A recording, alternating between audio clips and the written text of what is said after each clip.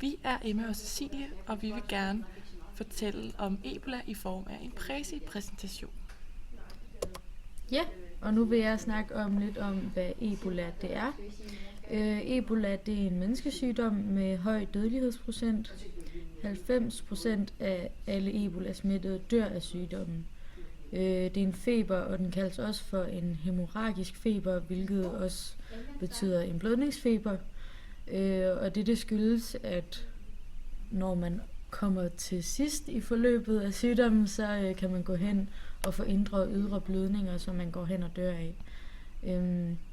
Symptomerne kommer i form af en slags influenza, som kommer efter 2-21 dage, efter at du er blevet smittet.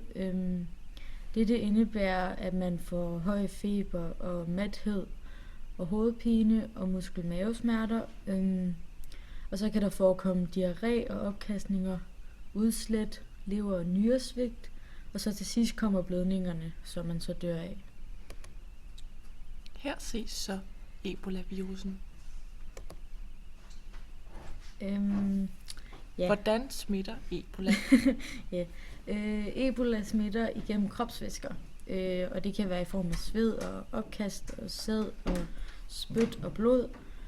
Og det smitter først, når man begynder at få symptomerne, så det kan jo være efter de 2-21 dage. Sygdommen smitter rigtig nemt, derfor er det også rigtig vigtigt, at lægerne de prøver at bekæmpe Ebola, og er godt beskyttet, imens de gør det. De er beskyttet i form af en uniform, som er fuldstændig tæt, og det eneste, der kommer ind og ud, det er den luft, de skal bruge til at trække vejret.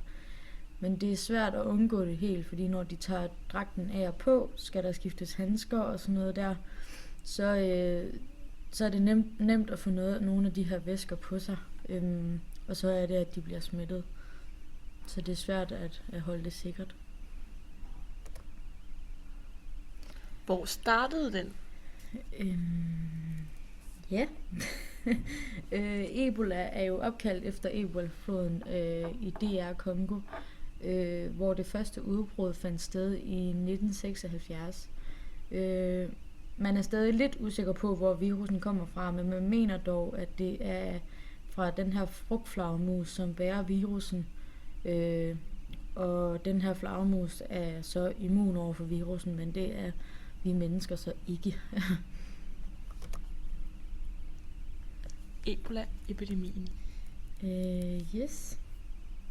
Ebola-epidemien, den er i fuld gang i det vestlige Afrika, og den startede i marts 2014 i Guinea, og herefter har den så bredt sig til Liberia og Sierra Leone, som er nabolandene til Guinea. Og det betyder også, at der er tale om det største udbrud af Ebola, og så det er vigtigt, at der bliver gjort noget, fordi at den er så farlig og smittende, som den er, fordi ellers så kan den brede sig ud i hele verden. Har der været Ebola i Danmark? I 3 tilfælde har man frygtet, at personer var smittet af Ebola-virusen, men det var alle sammen falske alarmer. I 2014 var man bange for, at en sådan epidemi kunne ramme Danmark, da vi har læger, der rejser til og fra landene, hvor epidemien finder sted jævnligt.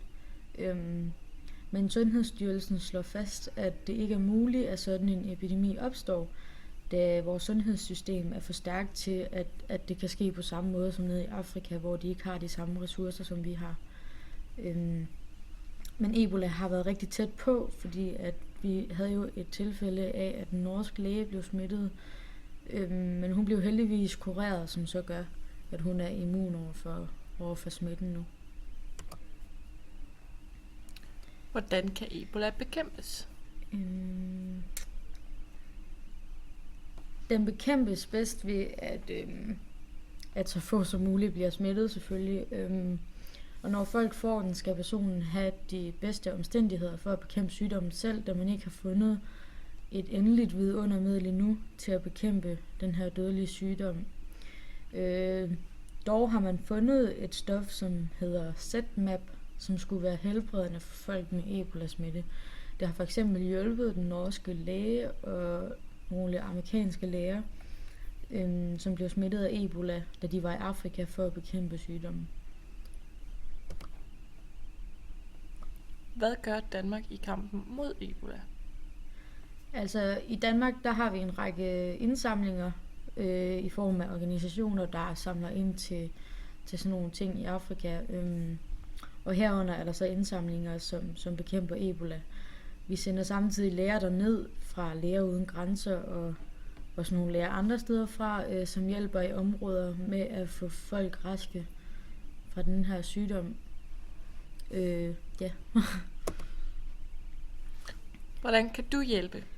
Altså i det her tilfælde, der kan du blandt andet sende en sms med Ebola til 1240 og støtte med 100 kroner. Og man kan gå ind på alle mulige organisationers hjemmesider, hvor man kan enten ringe ind eller ligesom her sende beskeder, hvor man kan støtte derved. Ja. Yeah. Og det kan være i form af den her, vi har en katastrofefond, som er til netop for at hjælpe i sådan nogle farlige situationer som den. Og så er der selvfølgelig UNICEF og Red Barnet og alle de her store organisationer, som også hjælper dernede. Ja. Det var vores fortælling om Ebola.